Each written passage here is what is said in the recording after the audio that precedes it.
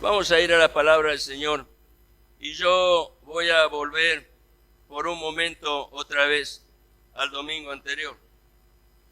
Por supuesto, eso significa que voy a hacer la lectura nuevamente que se encuentra en el libro de Romanos, el capítulo 8, los versículos 14. Le voy a agregar un versículo más, el 18. Romanos 8, 14 al 18. El título del mensaje es, continuando con la temática del domingo anterior, guiados por el Espíritu de Dios, la parte 2. Y dice así la palabra del Señor, y la leemos en el nombre del Padre, del Hijo y del Espíritu Santo. Porque todos los que son guiados por el Espíritu de Dios, estos son hijos de Dios. Pues no habéis recibido el espíritu de esclavitud para estar otra vez en temor, sino que habéis recibido el espíritu de adopción, por el cual clamamos, Abba, Padre. El Espíritu mismo da testimonio a nuestro espíritu de que somos hijos de Dios. Y si hijos, también herederos, herederos de Dios y coherederos con Cristo. Si es que padecemos juntamente con Él, para que juntamente con Él, Cristo, seamos glorificados. Y entonces Pablo dice, pues tengo por cierto que las aflicciones del tiempo presente, las que muchas veces traen padecimientos en Cristo, no son comparables con la gloria venidera que en nosotros ha de manifestarse.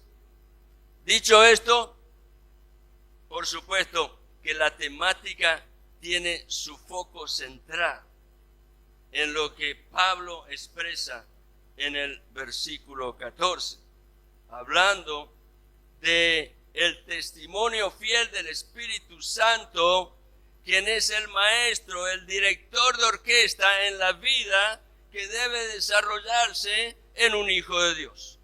Y para eso, Pablo señala cómo el Espíritu Santo se revela.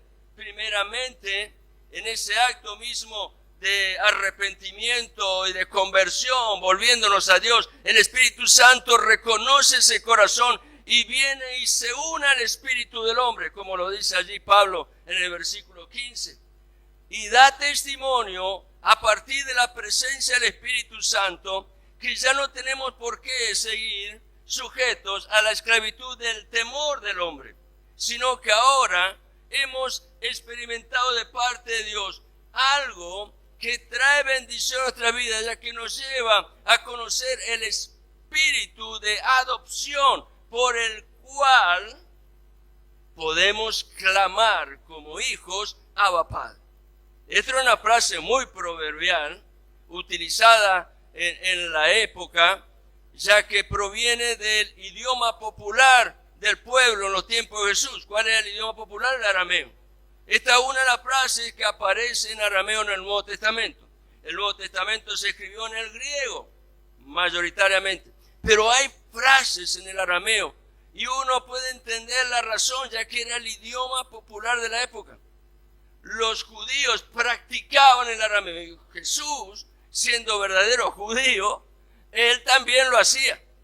A punto tal que conocemos frases del Señor dichas en arameo en distintas ocasiones. Por ejemplo, cuando va a la casa de aquel principal de la sinagoga, Jairo, y sana, levanta a aquella que ya no tenía vida, y el Señor le dice a la niña, Talita Cumi, a ti te digo, levántate.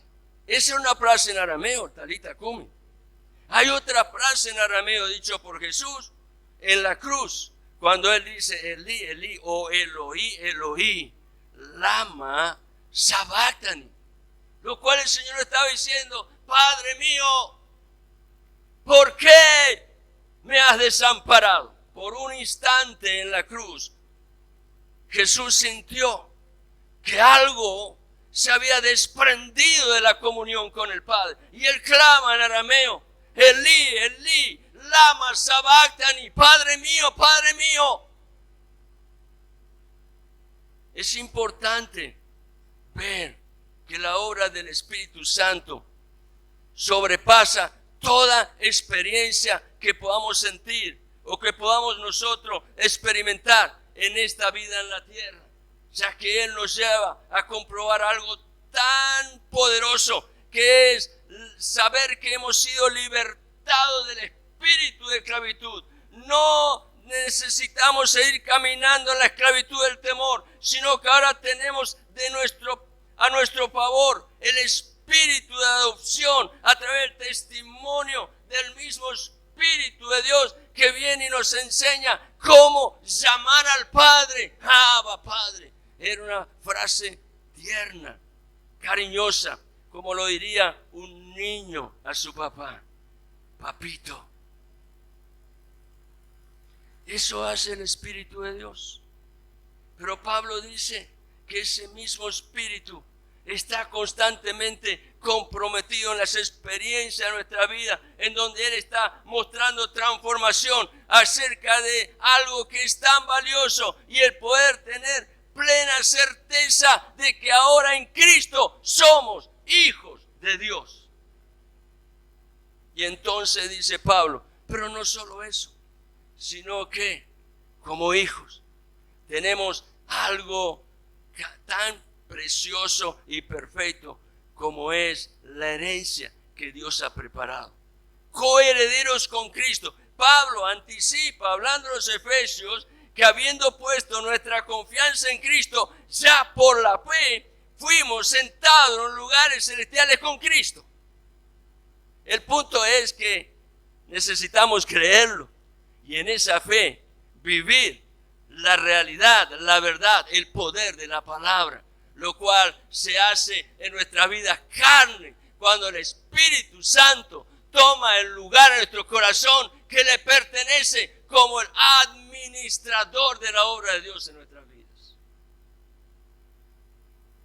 Por supuesto, Pablo dice, hay una cláusula condicional. Si quieren aprender a valorar lo que de parte de Dios le ha sido concedido, aprendan a darle importancia al esfuerzo de caminar por la fe, aun cuando las circunstancias muestran un panorama donde no hay un horizonte claro, pero en esa fe podemos seguir avanzando. Hoy cantábamos, ¿quién nos puede separar del amor de Dios? No hay circunstancia, ni aun la muerte, para aquel que está unido plenamente con Dios en Cristo. Y entonces Pablo cierra esta parte del libro de Romanos tan linda. Miren, yo les aconsejo, no se entiende de una, pero si lo leen una vez, 2 veces, 3 veces y se enamoran de este pasaje que Pablo declara allí en Romanos capítulo 8, van a entender cuán importante es la vida en el Espíritu. Atrévanse, porque si no lo entienden, se van a perder lo mejor de la película, de la experiencia a la cual Dios nos está queriendo llevar.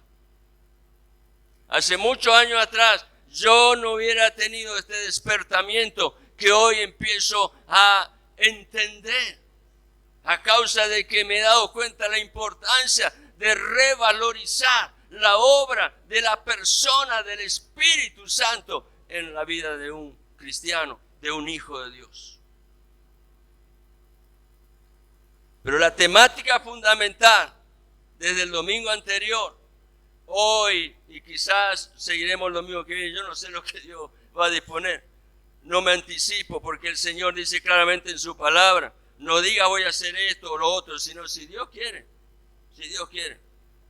Entonces, la temática fundamental es esta. el que guía la vida del Hijo de Dios tiene que ser exclusivamente el Espíritu de Dios. En Romanos 8:14, Pablo enseña que los hijos de Dios son guiados por el Espíritu de Dios. Los hijos de Dios, ¿quiénes son? Este es el punto de partida. ¿Dónde estoy parado?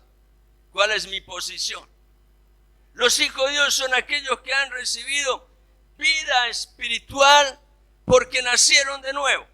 Wow. El Señor le habló una noche a un hombre importante, alguien que conocía mucho del Antiguo Testamento, un hombre muy preparado, Nicodemo. Y cuando él viene para alabar al Señor, destacando que las obras que él hacía eran testimonio de que provenía de Dios, Jesús le dice un momentito, no pierdas el tiempo en eso, quiero decirte algo que es fundamental. Y es que si quieres ver el reino de Dios, tienes que nacer de nuevo. Y esto vale para todos. Ningún hombre está exceptuado de esa condición. Los hijos de Dios son aquellos que han recibido vida espiritual al nacer de nuevo. Y ese es el testimonio que damos cuando venimos y en fe obedecemos al Señor con plena conciencia de nuestros actos, respondiendo al llamado de Dios a bautizarnos. Yo tengo que realizar ese acto con plena conciencia y entendimiento de lo que Dios ha manifestado a través de Cristo. Y el bautismo es el simbolismo práctico de la obra espiritual del nuevo nacimiento. ¿Por qué? Porque venimos al acto del bautismo entendiendo que Dios nos ha rescatado de una vida vieja sin fruto y damos testimonio sumergiéndonos en el agua. Y cuando nos metemos en el agua, nos metemos totalmente, no queda nada afuera. Estamos declarando testimonio público de que en Cristo yo ahora he muerto a lo que el mundo me ofrece. Pero por supuesto, la nueva vida en Cristo no queda simplemente en una experiencia de muerte. Hay para aquel que se unió a Cristo en su muerte una experiencia de resurrección. Y entonces en el bautismo, después de habernos sumergido, nos levantamos y anunciamos públicamente a los testigos que he nacido de nuevo. Aleluya. Esto es muy importante porque muchos no lo han entendido y lo único que ha hecho es mojarse en agua. Pero el bautismo tiene una concepción espiritual importantísima, suprema, porque es el testimonio público de algo que yo ya lo he experimentado en mi vida anterior en una relación personal con Dios a través de Cristo. Por lo tanto, lo que yo estoy manifestando a través del bautismo es que he recibido por el poder de la palabra y la obra del Espíritu Santo vida espiritual. Esa vida espiritual viene al corazón del creyente en la experiencia del nuevo nacimiento. Esa vida espiritual es nueva vida en Cristo. Hay que unir los términos. Nueva vida espiritual es nueva vida en Cristo, la cual no proviene de voluntad de carne ni de sangre, sino que es el resultado de la obra poderosa de Dios, una obra que es misteriosa, pero que sucede en el interior de aquel que ha sido justificado mediante la fe en Cristo, en donde Dios, a través del poder de la palabra y la obra del Espíritu Santo, produce un nuevo nacimiento.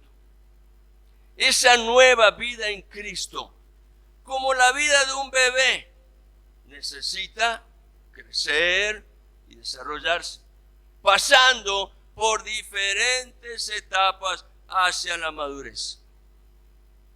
Creo que la mayoría estamos en ese proceso, pero entendamos una cosa, que el administrador de ese proceso es el Espíritu Santo. Por tanto, como lo expresé el domingo anterior, yo como hijo necesito conocer al Espíritu Santo. Pero no solo conocer, habiéndolo conocido, entender que necesito depender del Espíritu Santo, porque sin el Espíritu Santo el proceso de crecimiento no se va a realizar.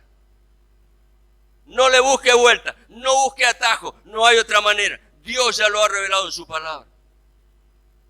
En esa nueva vida espiritual, el justo experimenta a través del Espíritu Santo, y ahí se produce el crecimiento. ¿Qué experimenta el justo a través del Espíritu Santo? Una obra transformadora. ¿Dónde?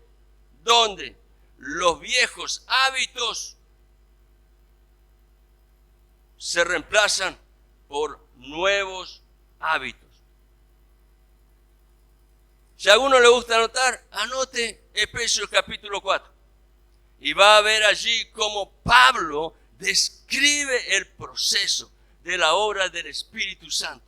Efesios capítulo 4. Y si quiere, enfóquese específicamente en estos 3 versículos, 22 al 24. No tenemos tiempo. Por allí Pablo dice, es necesario despojarnos, renunciar a los viejos hábitos, al ropaje antiguo que está manchado por el pecado, soltar la mentira, soltar la murmuración, soltar toda forma de pecado que nos ha detenido y ha impedido que podamos vivir en la libertad del Espíritu. Pero cuando nos despojamos y renunciamos a lo viejo, estamos aptos para recibir y afirmar lo nuevo. No me puedo poner un vestido nuevo sobre algo viejo. Jesucristo lo enseñó de una manera gráfica. Remendar un trapo viejo con un pedazo de tela nueva, ¿qué va a pasar? Se va a romper. Porque cuando usted lo lave, la tela nueva se encoge, ¡plum!, se rompió. Colocar el vino nuevo, el Espíritu Santo, en odre viejo no sirve. ¿Por qué? Porque va a terminar rompiéndose y el proceso se quebranta. Ese proceso siempre guía al justo, aquel que busca a Dios y espera en Él. ¿Quién es el justo? El que busca a Dios y espera en Él. Digamos cuidado con esta palabra. No sea cosa que cuando nos presentamos como un justo nos vanagloriamos de lo que estamos diciendo. No. El justo es simplemente aquel que busca a Dios, reconoce que Él tiene que ser el centro de su vida y decide caminar con Él. Ese es el justo. Dependiendo de Él. Ese justo aprende en el proceso ¿a qué cosa? A vivir. ¿De qué manera? Por fe y para fe. Donde Cristo es la razón fundamental de las decisiones de su vida. Aprende en el proceso a crecer espiritualmente y dejar de ser un niño para empezar a recibir alimento sólido.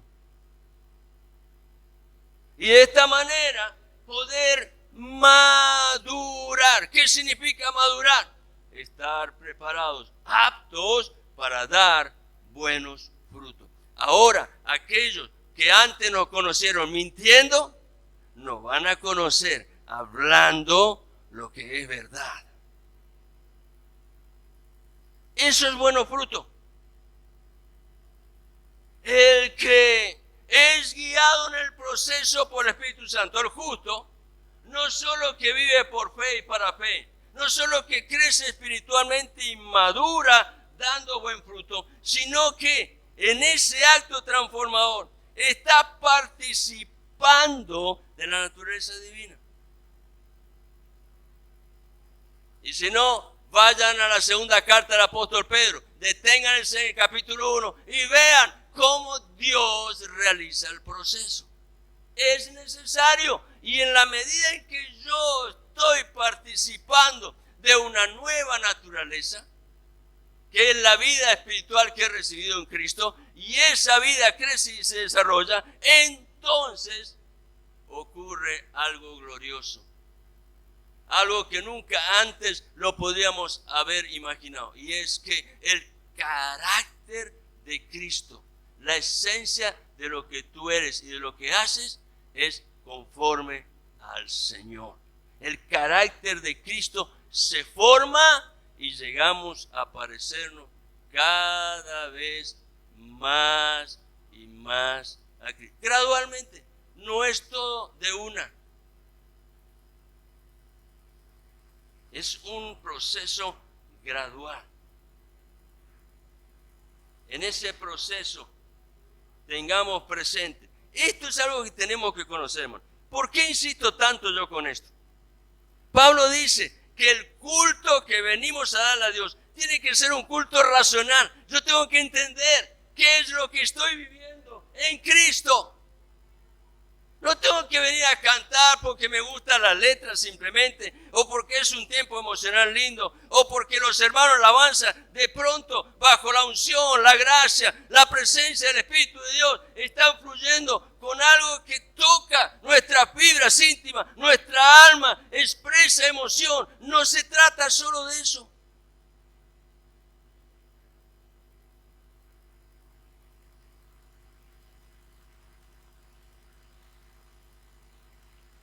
Es necesario que el proceso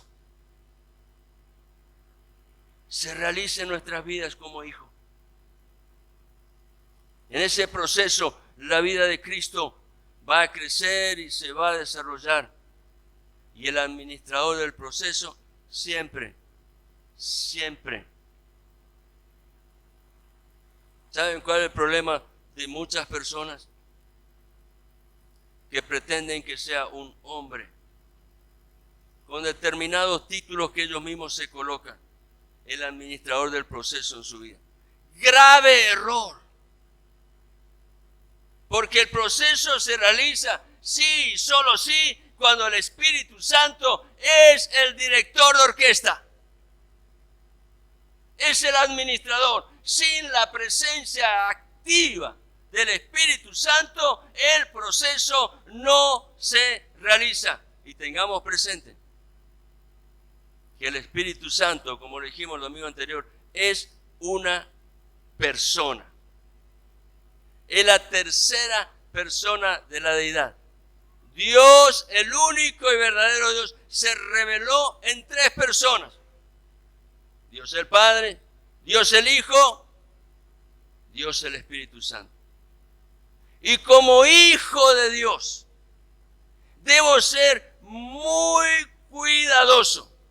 Si necesito ser cuidadoso, los casados con la esposa y la esposa con el marido, si necesito como padre ser cuidadoso en la relación con los hijos y los hijos con su padre, ¿cuánto más necesito ser cuidadoso en mi relación con la persona del Espíritu Santo?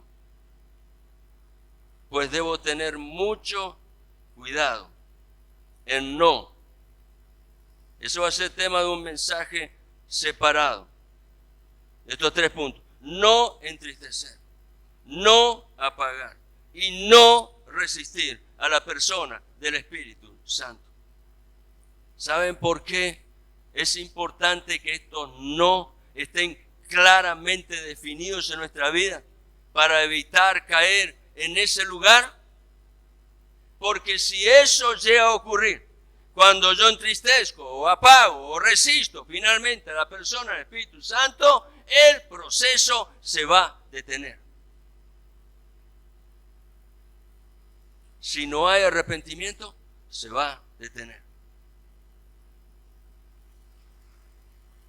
¿Por qué muchas veces damos vuelta y vuelta y vuelta en el mismo lugar y no avanzamos? Tenemos que revisar nuestra relación con Dios. Y en manera especial, cómo nos estamos comunicando con el Espíritu Santo. ¿Qué grado de importancia tiene el Espíritu Santo en nuestra vida? Es fundamental. Es fundamental.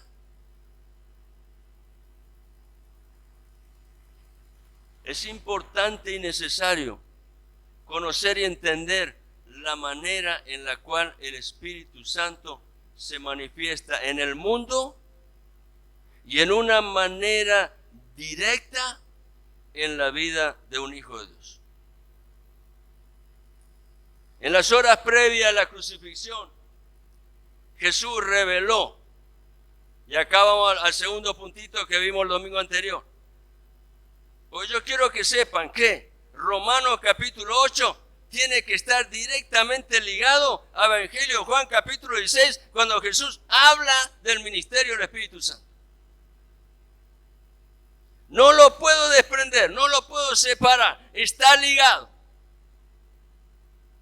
En las horas previas a la crucifixión, Jesús reveló a sus discípulos la obra del Espíritu Santo, enseñando algo que en ese tiempo despertó el interés y la curiosidad de los discípulos. ¿Por qué? Porque desde el principio de la creación, el Espíritu Santo ha estado activo. Lo dice Génesis capítulo 1, versículo 2. En el principio el Espíritu de Dios se movía sobre la faz de las aguas. El Espíritu Santo siempre estuvo activo en la creación desde el principio. Pero, desde la cruz y en una manera directa y continua, a causa del poder de la resurrección que obró, la victoria de Cristo en la cruz, se ha hecho presente en la vida de los hijos de Dios desde la cruz. El Espíritu Santo viene a manifestar su presencia en la vida de los hijos de Dios. Y así el Espíritu Santo continuará activo en la vida de los hijos de Dios, en las sucesivas generaciones que vendrán, hasta el cumplimiento de la segunda venida de Cristo. Y esto incluye, sin lugar a dudas, la manifestación del día del Señor, conocido también como el día de la consumación de la justa ira de Dios. El Espíritu Santo estará activo. El domingo anterior yo les mencioné 3 aspectos generales de la actividad que el Espíritu Santo realiza conforme a lo que Jesús enseñó a los discípulos horas previas a la crucifixión y que está allí destacado en el Evangelio de Juan, el capítulo 16. Primeramente el Señor enseñó, y esto es lo que el primer punto que toqué el domingo anterior, pero que es importante otra vez recordar, porque eso nos lleva a la experiencia del segundo punto. Lo primero que hace el Espíritu Santo es traer convicción en el mundo. ¿Para qué? Para producir luz y manifestar liberación en el individuo, que está atado con cadenas muy fuertes que lo amarran. Y cuando el individuo es liberado y recibe luz, esto por extensión afecta, alcanza también a familias, a comunidades y a naciones. Porque Dios se revela manifestando un tiempo singular en la vida de los pueblos cuando Él decide traer a cumplimiento la obra del avivamiento. En ese sentido, la cruz de Cristo ha sido la palabra relevante, es la señal. La cruz de Cristo es la señal que ilumina el texto de Romanos 6:23. Porque la paga del pecado es muerte, mas la dádiva de Dios es vida eterna en Cristo Jesús, Señor nuestro. Ahora, el Espíritu Santo está activo en el mundo, trayendo convicción a fin de enseñar al hombre que en Dios hay luz y hay liberación. Pero luego el Espíritu Santo se manifiesta de una manera personal e íntima a través de la obra regeneradora. ¿Qué es ese término? Bueno, cuando escuchen este término, inmediatamente conéctelo con nuevo nacimiento. El Espíritu Santo, a causa de esa obra de iluminación y de liberación que manifiesta en el mundo, lleva al creyente a la experiencia de un nuevo nacimiento, guiándolo a través de ese evento, el nuevo nacimiento, a la obra purificadora de su justicia. Y esto está ligado con el segundo punto que vamos a ver esta mañana. El Señor guía a través del Espíritu Santo al creyente a la obra purificadora de su justicia. ¿Qué significa esto? Dios le enseña, le declara lo que es recto. ¿Por qué? Porque lo necesitamos conocer. Vivíamos según nuestro concepto, nuestra razón, nuestra sabiduría, nuestros deseos, y Dios quiere que conozcamos lo que definitivamente es recto, es bueno y aprobado en Él. Pero también no solo nos lleva a la obra purificadora de su justicia, sino que también nos guía a la obra del juicio divino, enseñándonos que Dios sigue siendo Dios y por lo tanto Él es el juez soberano de toda la creación. Y un día tendremos que dar cuenta delante de Él. El Espíritu Santo, como bien lo destaca el Señor Jesucristo en ese pasaje del Evangelio de Juan capítulo 16, es el que trae convicción de pecado, de justicia y de juicio. Habíamos visto el domingo anterior, convicción de pecado. Jesucristo dijo que el problema del hombre es precisamente la incredulidad que está arraigada en su corazón. Y el Espíritu Santo viene para traer convicción de pecado. Esa incredulidad lo lleva al hombre a rechazar a Cristo y a su palabra. No simplemente porque estamos aquí significa que todos aceptamos lo que Cristo dice en su palabra. Y lo único que refleja las decisiones de nuestra voluntad es los actos cotidianos de nuestra vida. El gran problema del hombre es su incredulidad cuando rechaza a Cristo al rechazar su palabra.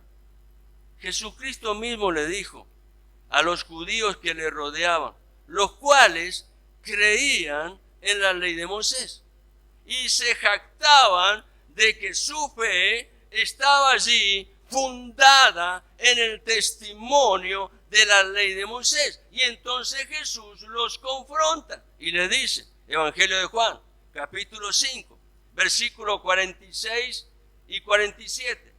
Porque si creyeseis a Moisés, me creeríais a mí. ¿Por qué? Porque de mí, le dice el Señor, habló, escribió él. En el versículo 47, el Señor le dice, pero si no creen a lo que dicen creer los escritos de Moisés, ¿cómo van a creer a mis palabras? Si Moisés habló de mí y ustedes dicen creer en Moisés, están rechazando, al rechazarme a mí, lo que Moisés declaró. Por lo tanto, es evidente la incredulidad del corazón, pues Cristo es dejado de lado. Jesús le estaba enseñando a aquellos que estaban junto a él escuchando estas palabras que su fe en Moisés era una gran contrariedad, ya que no creían en aquel de quien Moisés había escrito. Déjame decirte esto, porque esto es importante. Si el hombre no muestra interés en escudriñar la palabra de Dios, quiero que esta palabrita entrecale profundo. Si el hombre no muestra interés en escudriñar la palabra de Dios, ¿qué significa esto? En buscar conocer de primera mano, no por lo que me dijeron, no por el testimonio de otro, sino por una experiencia personal con Dios. Buscar conocer de primera mano lo que Dios habló a través del Espíritu Santo. Si yo no muestro interés en escudriñar la palabra de Dios, tampoco tendré la posibilidad de recibir la iluminación que da el mismo Espíritu Santo que inspiró la palabra, a fin de que podamos entender la verdad de Dios, que viene para edificación y llevarnos a crecimiento y madurez en nuestra vida espiritual. Hace aproximadamente 2000 años atrás, nadie en la época de Jesús imaginaría que en un tiempo como este hay una herramienta a la cual todo el mundo le está prestando atención. ¿Saben cómo se llama? Inteligencia artificial. Hace aproximadamente 2000 años atrás, cuando no existía la inteligencia artificial, Jesús exhortó a los que les escuchaban a escudriñar las Escrituras. ¿Por qué? Porque no hay otra manera de saber de Él. Si en verdad Cristo nos interesa, tiene que haber hambre de Cristo. No hay otra manera de saber de Él, sino a través de una búsqueda profunda de la palabra revelada. Jesucristo lo dijo. Evangelio de Juan, capítulo 5, versículo 39. Escudriñad las Escrituras, porque a vosotros os parece que en ellas tenéis la vida eterna. Ellas son las que dan testimonio de mí, le dijo el Señor.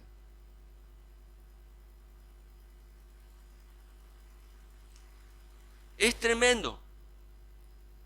Esto porque muchas veces no lo entendemos y nos cuesta, porque nuestra mente está muy arraigada en la sabiduría del hombre. Y la sabiduría del hombre está muy lejos de la sabiduría de Dios. Dios lo dijo, Isaías capítulo 55, vuestros pensamientos están muy lejos. Los míos siempre son más altos que los de ustedes. Tus caminos en tu sabiduría están muy lejos de los míos. Mis caminos siempre son mejores y perfectos. Escudriñar las Escrituras es buscar con tal avidez como lo hace una persona que va a un lugar y con una pala, empieza a cavar sabiendo que en ese lugar hay oro. No se va a detener hasta llegar al punto donde pueda reconocer la existencia de lo que está buscando. Escudriñar la palabra es buscar con tal avidez, con tal hambre, que no me voy a conformar hasta que lo experimento. ¿Saben cómo se llama eso? En el griego, ginosko. Conocimiento de Dios por una experiencia personal.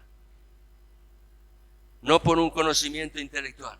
No por lo que me dijo Ari. No por lo que menciona el apóstol, el profeta o el predicador renombrado.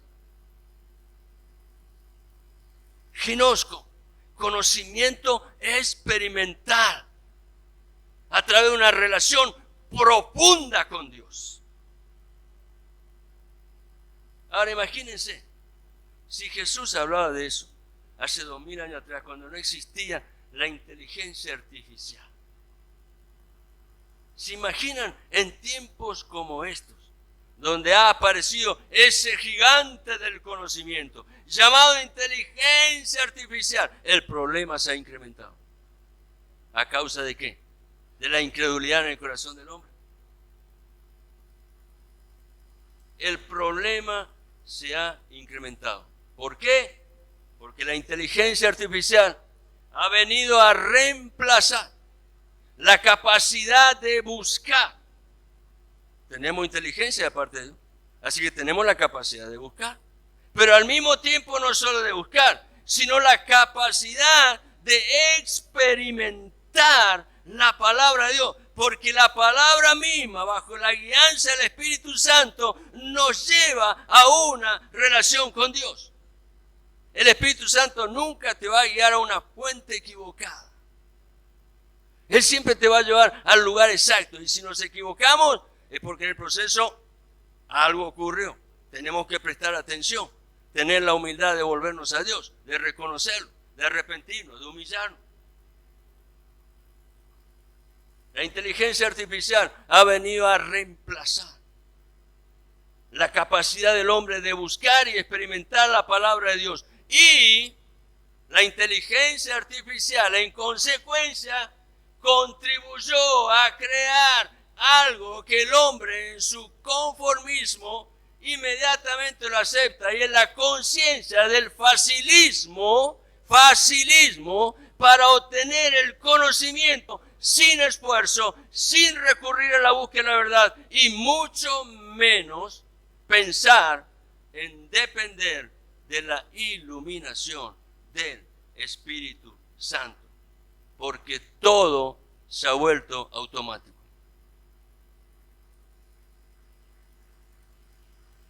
Me parece muy importante el taller que están por dar los hermanos. Familia en la era digital. Está muy conectado con esto. Como consecuencia de todo este proceso tan negativo en el corazón del hombre, la fe se ha vuelto el mero producto del saber intelectual. O sea, lo que muchas veces decimos fe es simplemente fe del intelecto. Y entonces hemos aprendido de memoria un texto y lo repetimos. Y pensamos que estamos hablando fe. Y muchas veces, como consecuencia de todo esto, la fe se ha vuelto el mero producto de un saber intelectual. Y no lo que tiene que ser. ¿Qué tiene que ser la fe? El resultado de una relación viva, es decir, fe experimental, en donde yo conozco a Dios de una manera directa. Se puede decir que estamos viviendo en una generación donde el humanismo ha crecido a tal punto que se ha empoderado, el humanismo se ha empoderado en todas las áreas de las decisiones que realiza el hombre, buscando sobre todas las cosas destacar, eso hace el humanismo, la figura del hombre. Ah, pero si está fulanito de tal, allí algo tiene que pasar. Ah, pero si viene menganito, aunque tenga que pagar, ahí voy. No voy a entrar en detalle, pero los que conocen lo que está pasando se van a dar cuenta.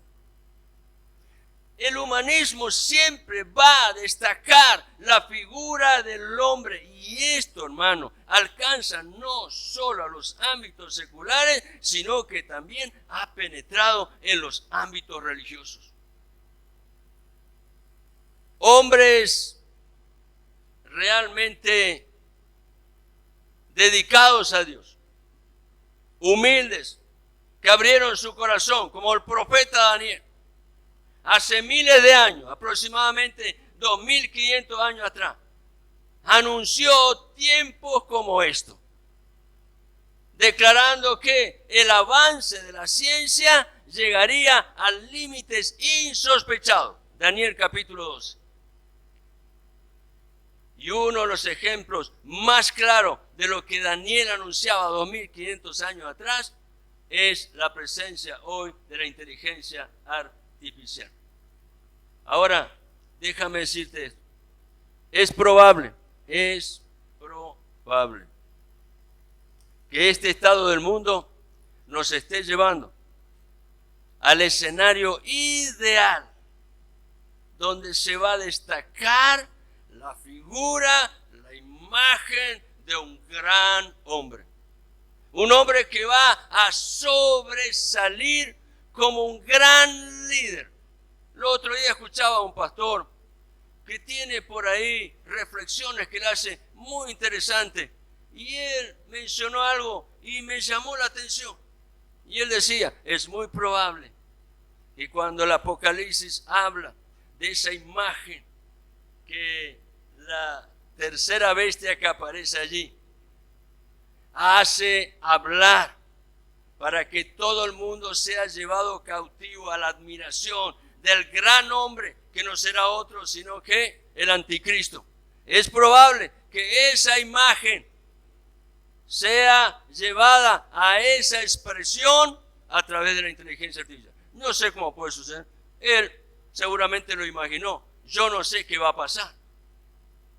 Cuando llegue el momento, se sabrá. Un hombre que va a sobresalir como un gran líder y que va a ser presentado como la respuesta a todos los conflictos para la paz que se está buscando desde hace tiempo. Pero cuando lleguemos a ese punto, se hará muy notorio,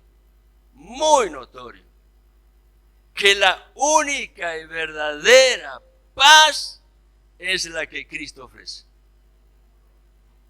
Lo dijo el apóstol Pablo, 1 Tesalonicenses capítulo 5, versículo 3.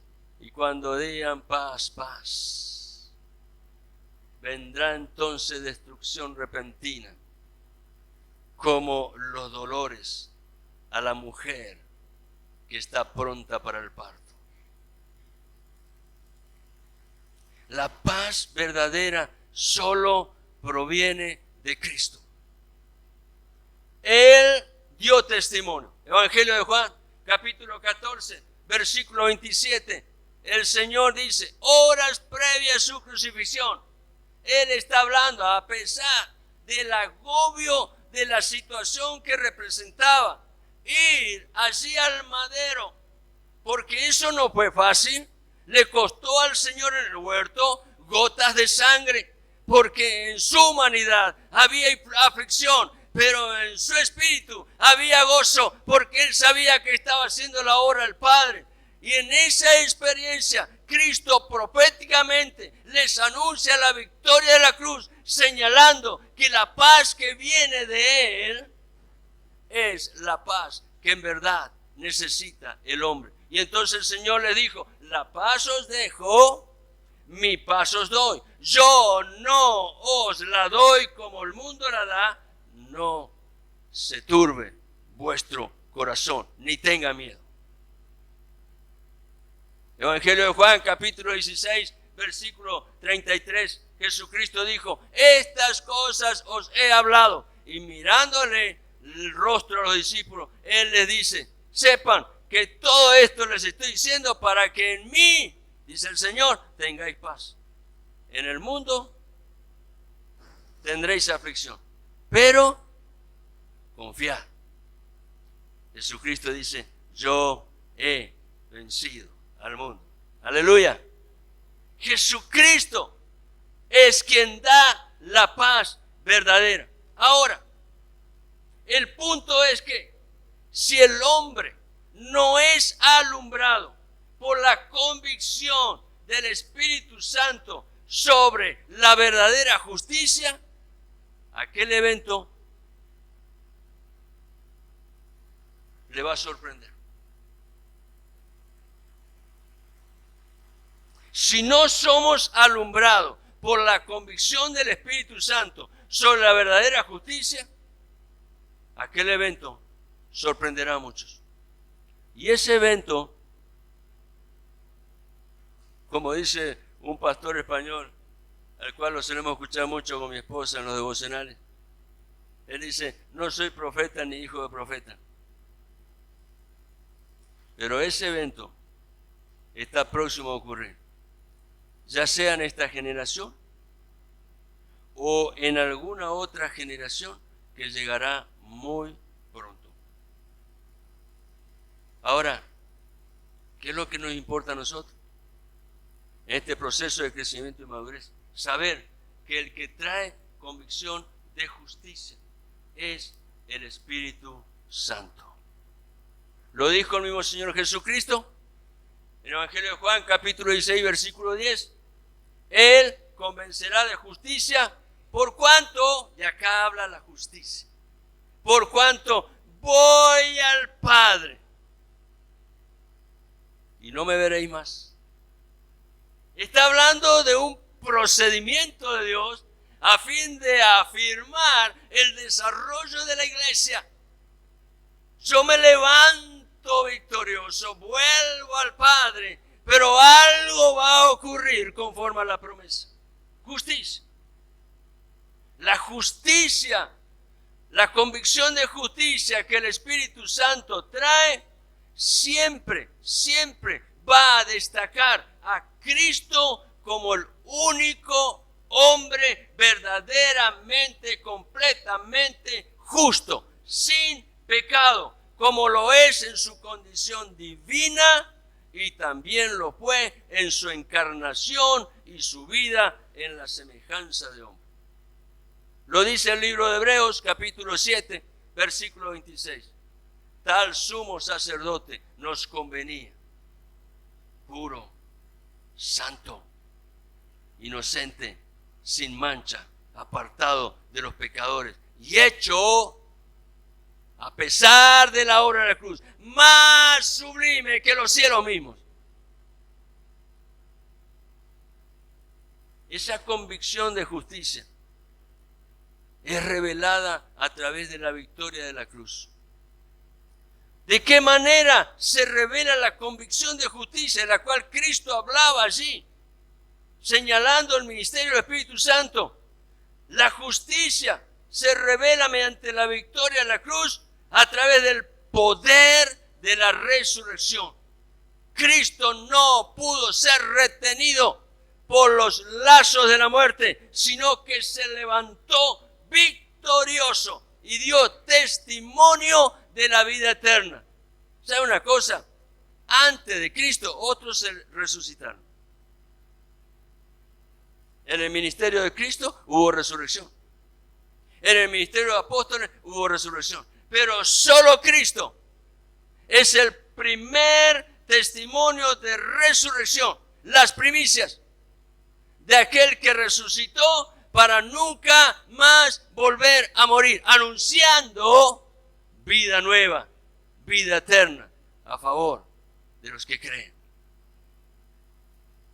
El poder de la resurrección obró a través del Espíritu Santo, dando testimonio que Jesucristo es en verdad lo que Él declaró ser. ¿Qué declaraba ser Jesucristo? El Hijo de Dios.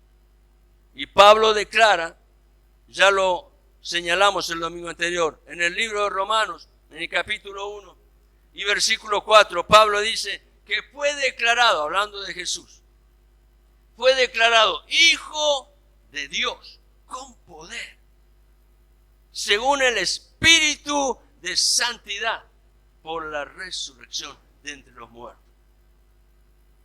Cristo, luego de terminar la obra redentora, ¿qué es redención? Acercar al hombre la posibilidad de recibir el perdón y entonces reconciliarse con Dios, siendo rescatado de una vida de pecado. Luego de haber terminado la obra redentora que el Padre le encomendó, Cristo ascendió, fue levantado como quien verdaderamente es el justo, y volvió a ocupar aquel lugar en la gloria que siempre le perteneció. Allí está hoy, a la diestra del Padre, intercediendo por sus hermanos. Él es la primicia. Aleluya. La iglesia, y estoy llegando al final, la iglesia que milita aún en la tierra, cada uno que estamos aquí, estamos todavía militando aquí en la tierra. Es la que da testimonio. Presta atención a esto. La iglesia que aún milita en la tierra es la que da testimonio del poder de la resurrección. ¿De qué manera? Experimentando en su propia vida. ¿Qué cosa? La nueva vida en Cristo. ¿Y de qué se trata la nueva vida en Cristo? El ser llamado a través del poder del Espíritu Santo a vencer las obras de la carne. Y esa iglesia que milita, dando testimonio del poder de la resurrección, que obra por medio de la nueva vida en Cristo, en la cual somos hechos vencedores sobre todas obras de la carne. Esa iglesia es la que hoy está parada en este tiempo para anunciar el regreso del Cristo vivo cada vez que participa de la cena del Señor. No te prives de participar de la cena del Señor. Sigue el procedimiento de Dios. El testimonio de las Escrituras es que aquellos de la iglesia primitiva que le dieron lugar en su vida al testimonio de la palabra, anclaron su corazón en Dios y se dispusieron a caminar en fe, obedeciendo a la palabra del Dios vivo, participando del bautismo y luego experimentando la comunión del cuerpo en la participación de la cena del Señor. Esa iglesia que milita por la fe viva es la iglesia que está anunciando el Evangelio a través de su propia vida. Y es la que proclama la justicia de Dios. ¿De qué manera? Dando a conocer, como dice el apóstol Pedro, en 1 de Pedro, capítulo 2, versículo 9, dando a conocer las virtudes de aquel que la llamó de las tinieblas a su luz admirable. Así, el Espíritu Santo es como trae convicción de justicia, mediante el poder de la resurrección que está presente en la iglesia. Y era el motivo de la oración de Pablo, una de las oraciones que Pablo hace en el libro de los Efesios, allí en el capítulo 1, es: oro para que el Señor traiga espíritu de sabiduría y de revelación para conocer la esperanza, para conocer las riquezas que hay en gloria en Cristo y para experimentar el poder de la resurrección. La iglesia, como organismo vivo, da a conocer su identidad espiritual de una sola manera. Lo voy a repetir. La iglesia, como organismo vivo, da a conocer su identidad espiritual de una sola manera. ¿Cuál es la manera? Siendo la sal y la luz de la tierra. La iglesia que manifiesta buenos frutos. Esa iglesia es llamada a tener la convicción de justicia que solo da el Espíritu Santo para vivir de una manera justa, recta y aprobada en Dios. Ese fue el testimonio de la iglesia primitiva.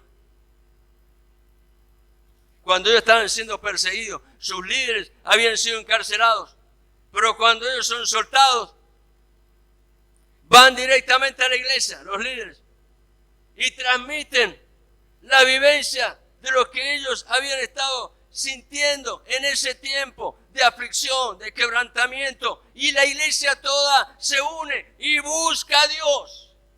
Miren qué importante que es los tiempos de oración. Quiero llevarles a entender el valor que tiene esto a los ojos de Dios. Queremos experimentar un avivamiento, pues entendamos que el proceso de Dios es único. Dios no nos ofrece opciones. Aquella iglesia primitiva cuando sus líderes volvieron, ellos clamaron al Señor, porque entendían lo que Dios estaba manifestando. El testimonio de la iglesia que milita en el Evangelio glorioso del Señor es muy valioso, querido hermano. Muy valioso. Porque hay un día que Dios ha señalado para manifestar su justicia. En el libro de Hechos, capítulo 17, versículo 30 al 32, dice el apóstol Pablo, predicando allí en una ciudad de Grecia: pero Dios, habiendo pasado por alto los tiempos de esta ignorancia, no hemos cambiado mucho, ahora manda a todos los hombres en todo lugar que se arrepientan, por cuanto ha establecido un día en el cual juzgará al mundo con justicia. ¿De qué manera? Por aquel varón a quien designó Jesucristo, dando fe a todos con haberle levantado de los muertos. Ahora, lo que ocurrió en aquel tiempo sigue ocurriendo hoy. Dice el versículo 32, pero cuando oyeron lo de la resurrección de los muertos, unos se burlaban y otros decían: ya te oiremos acerca de esto otra vez. No importa lo que el mundo diga. Lo que importa es lo que el Espíritu Santo está declarando a nuestro espíritu. A pesar de la incredulidad presente en el corazón de los hombres, viviendo en una generación que tiene la conciencia capturada. Y lo que te voy a decir ahora te va a llamar la atención. Tienen la conciencia capturada por tanta desinformación. ¿Qué me está diciendo, pastor? Me estoy refiriendo, aunque cree tener mucho conocimiento, ignora lo fundamental, tiene en su vida ausencia de la palabra de Dios en su estado espiritual puro. Y como consecuencia vivimos en una generación en donde hay mucha información espiritual, pero ajena a la sana doctrina, a la fuente correcta. Pero a pesar de todo eso, como iglesia tenemos que saber que sigue vigente el llamado a la gran comisión. Mateo capítulo 28. Id y haced discípulos a toda la nación, bautizándolos en el nombre del Padre, del Hijo y del Espíritu Santo, enseñándoles a guardar todas las cosas. Aleluya.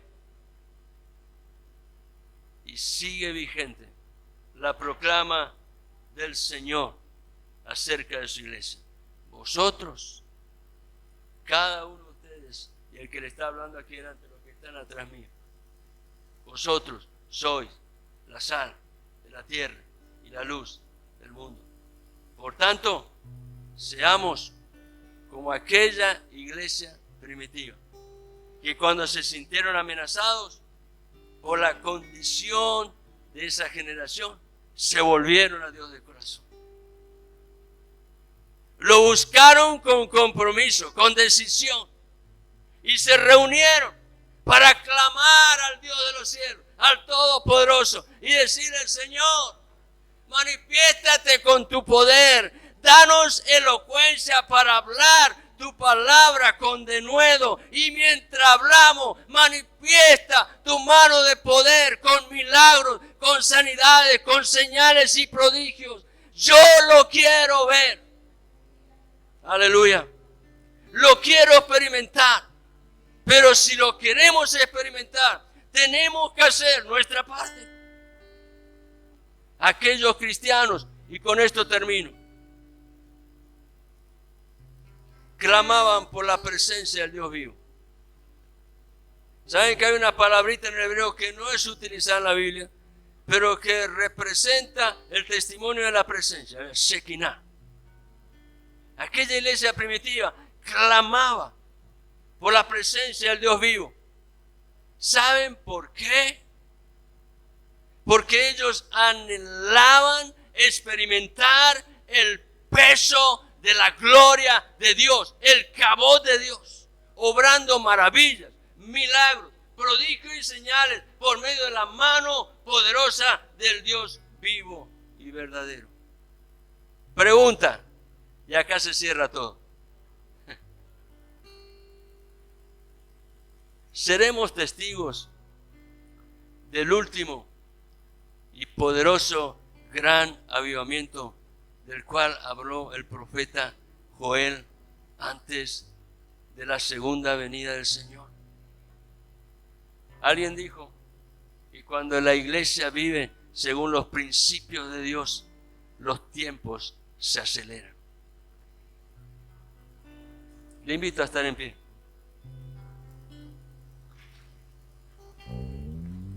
Les he tirado mucha información, ¿no es cierto? Disculpen que sea así. Yo entiendo, sé perfectamente que lo que enseñó una vez el director del Seminario Bíblico de Fe es verdad.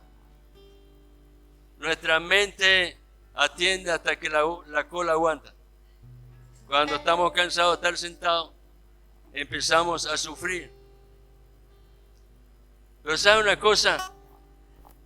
No se contenten con lo que pudieron escuchar de un hombre aquí. Busquen de Dios. Busquen la presencia y crean que la gloria de Dios está para manifestarse y revelarse. Aleluya. Señor, te damos gracias. Porque tú eres bueno y eres fiel.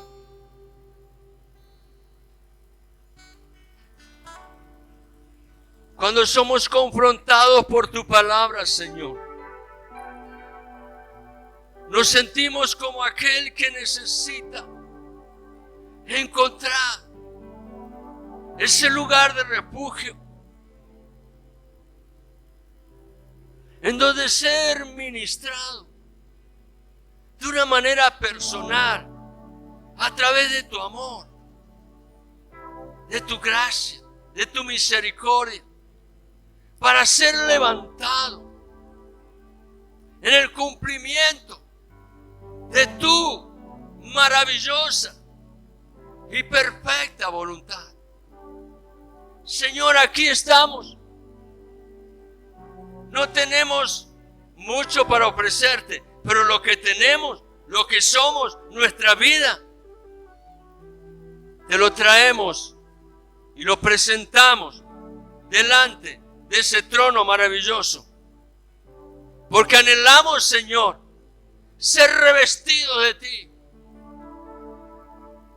ser conformados a tu imagen y poder, Señor, expresar en nuestras propias vidas el testimonio de aquella sentencia que tú declaraste sobre tu iglesia cuando dijiste: vosotros sois la sal de la tierra, vosotros sois la luz del mundo.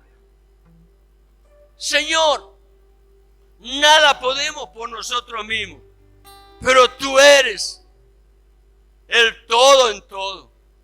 Y es por eso, Señor, que en esta mañana venimos delante de ti para decirte: Señor, heme aquí. Aquí estoy. Me presento tal cual soy. Tú me conoces completamente. Tú lo sabes todo. Pero, Señor, heme aquí. He dispuesto poner mi vida en tus manos, al servicio de lo que tu Espíritu Santo esté señalando como algo importante para esta generación, para mi vida, para tu iglesia. Oh Dios, gracias te damos, porque tú eres fiel. Te alabamos, Señor, y exaltamos tu santo nombre y nos volvemos a ti con un corazón humilde. Señor, levántanos para ser en tus manos testigos de tu gloria, Señor. Queremos ver tus maravillas. Queremos ver, Señor, la expresión de la maravillosa presencia que inunda, Padre, manifestando en todo lugar de la tierra ese tiempo nuevo que es la visitación del Dios vivo, trayendo avivamiento. Empieza en nosotros, Señor. Revélate en tu amor y en tu poder. Glorifícate, oh Dios. Padre bueno, en el nombre de Jesucristo, a través de tu Espíritu Santo,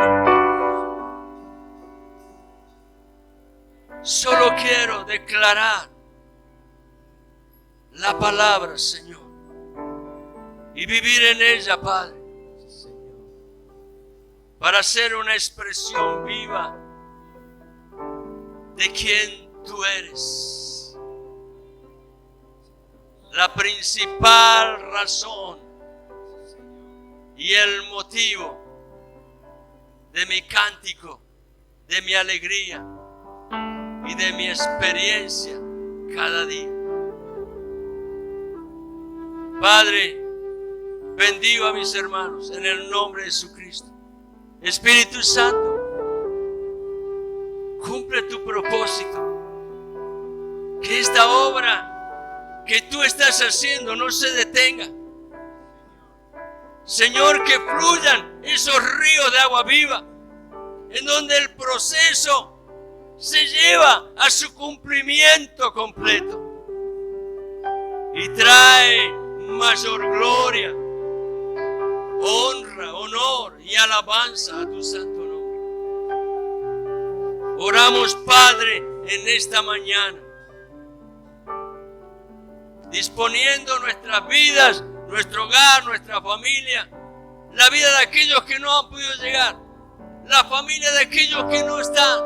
Señor, los traemos delante de tu altar y te rogamos, Padre, que sea tu presencia ministrando y la bendición de tu Espíritu Santo obrando en cada corazón. Padre, en el nombre de Jesucristo, levántate, oh Dios, y sean dispersados tus enemigos. Y manifiéstate, Señor, con tu gloria y tu poder. En el nombre de Jesucristo el Señor. Amén.